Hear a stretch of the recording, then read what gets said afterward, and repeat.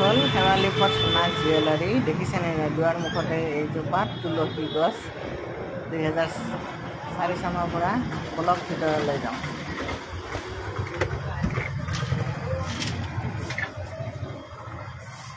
ভাল খবৰ তো নাথ, আজি নতুন দোকানৰ আৰম্ভণি শ্ব'ৰুমৰ কেনে লাগিছে তোমাৰ? সেইটো এটা কথা এইখন দোকান তোমাৰ প্ৰথম কেতিয়া ষ্টাৰ্ট হৈছিল?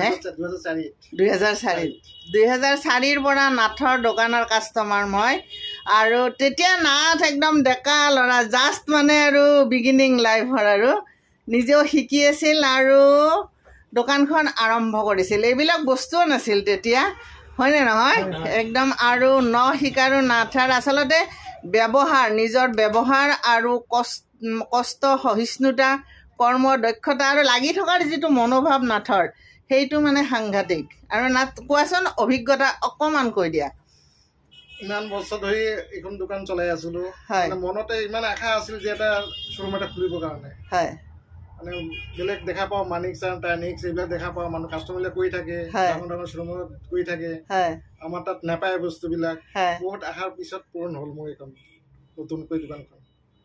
আপোনালোকে সবে আহিব ৰাইজ, বহুত ভাল লাগিল, আহিব। আৰু নাথৰ ব্যৱহাৰ, এবাৰ যিয়ে আহে নাথৰ তাতে সি আহিবই, আৰু কাৰণ মানে ব্যৱহাৰ আৰু অনেষ্টিটো মানুহৰ আচলতে কোৱা হয় যে ব্যৱসায়ত সাধুতা উত্তম কথা, আৰু নাথৰ সেইটো আছে। ভাল লাগিল নাথ, বহুত শুভেচ্ছা।